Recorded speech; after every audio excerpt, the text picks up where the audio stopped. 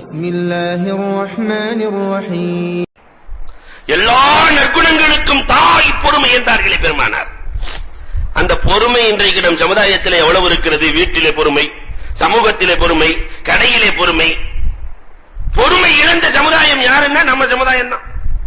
ஆனால் பெருமானார் ஸல்லல்லாஹு அலைஹி வஸல்லம் எவ்வளவு பொறுமையாக இருந்தார்கள். நிறைய ஹதீஸ்களை சான்றாக சொல்ல முடியும் அண்ணல் பெருமானாரினுடைய பொறுமைக்கு ஆயிரம் வரலாறுகள். பெருமானார் சபையிலே பேசிக் கொண்டிருக்கிற பொழுது நேரா ஒரு கிராமவாசி வந்தார். நாயகத்தை சுத்தி உட்கார்ந்து இருக்கிற தோழர்கள் எல்லாம் பெரும் ஆளுக. அபூபக்கர் ரலியல்லாஹு, உமர் ரலியல்லாஹு, உஸ்மான் ரலியல்லாஹு, அலி ரலியல்லாஹு, பெரும் சஹாபிகள்.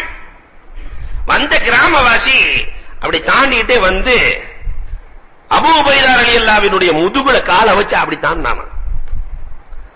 அபூ உபைதா ரலியல்லாஹு தஆலா ஏற்கனவே முறைச்சிட்டு இருக்காங்க. நேரா வந்த உடனே பெருமானார் ஸல்லல்லாஹு அலைஹி வஸல்லத்தினுடைய முதுகுக்கு பின்னால் உள்ள இடத்திலே ஹுனைன் போர்க்களத்தினுடைய கனிமத் பொருள் எல்லாம் இருக்கிறது. நேரா போன ஆளு நாயகத்தை கூட பார்க்கல, அந்த பொருளை போய் பார்த்தான் எவ்வளவு இருக்குதுன்னு ஒரு மாதிரியா போய் பார்த்துட்டு நேரா பெருமானார் இடத்திலே வந்து தன்னுடைய துண்டை தூக்கி பெருமானார் ஸல்லல்லாஹு அலைஹி வஸல்லத்தினுடைய தோள்ல போட்டு முறுக்கி, முஹம்மதே, ஹுனைன் போர்க்களத்திலே கனிமத் பொருள் வந்திருக்குது, இது உங்க அப்பா வீட்டு சொத்து இல்ல, இது எல்லாத்துக்கும் சேர வேண்டியது, என் பங்கை கொடுன்னா. இந்த கிராமவாசி என் பங்கை கொடு. எப்படி இருக்கும் தோழர்களுக்கு? அதுங்க ஆள் மேல தாண்டி காலை வச்சு தாண்டி பெருமானாரை கூட கண்டுகொள்ளாமல் போய் பொருளை பார்த்துவிட்டு நாயகத்தின் மீது துண்டை பிடித்து வைத்து முறுக்கி கேட்கிறார் என்றார். பெருமானார் ஒன்று கூட பேசவில்லையே. சென்றார்கள், பொருளை எடுத்து கொடுக்கிறார்கள்.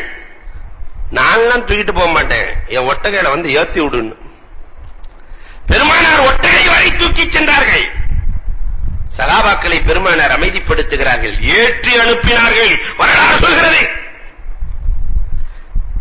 நம் நிலையாக இருந்தால் எப்படி இருக்கும்? முதலாளிய ஒரு தொழிலாளிய தூக்கு பைய தூக்கி, என் பைய கொண்டு வந்து வண்டியில வையினா என்ன நடக்கும்? அடுத்து வேலைக்கு வருவாரா?